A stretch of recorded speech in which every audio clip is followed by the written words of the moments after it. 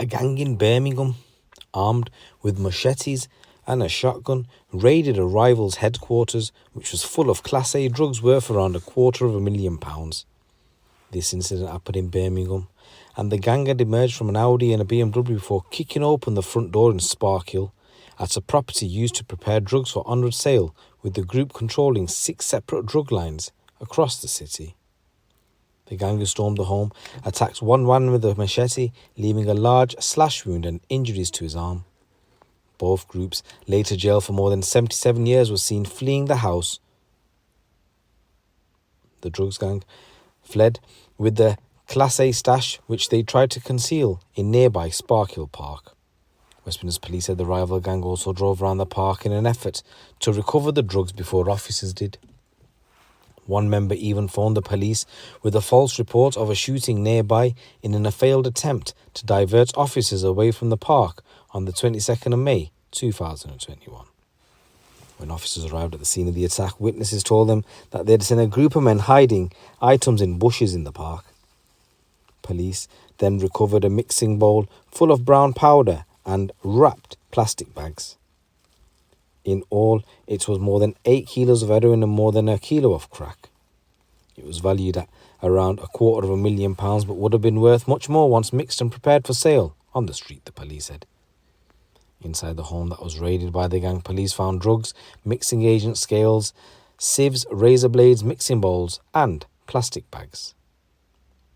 The police investigation intensified with major CCTV trawls and mobile phone analysis to identify the group.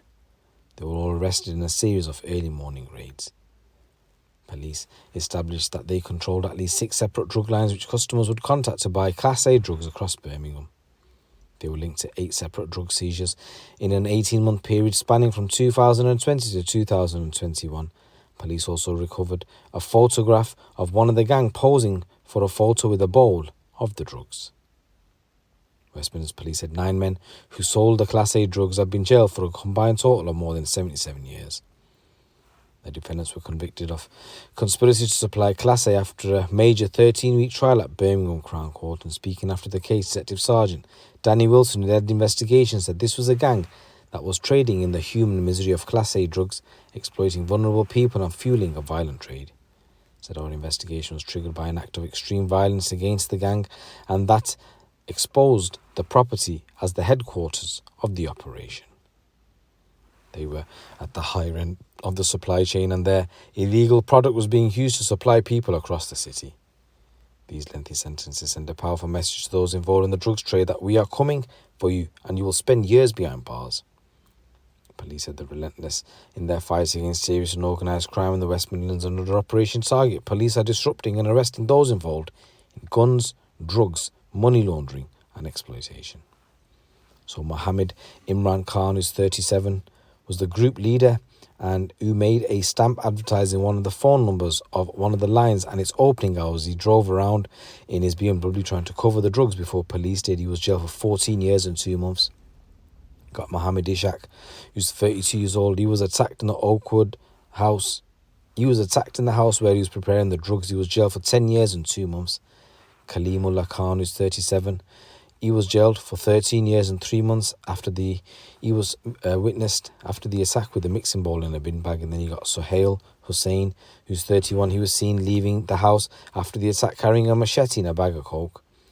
You got Riaz, Mohammed. He was jailed for 7 years and 6 months. Anwar Awais, he was in the house when Ishaq was attacked, and he was the one that phoned paramedics. He was jailed for 7 years and 4 months.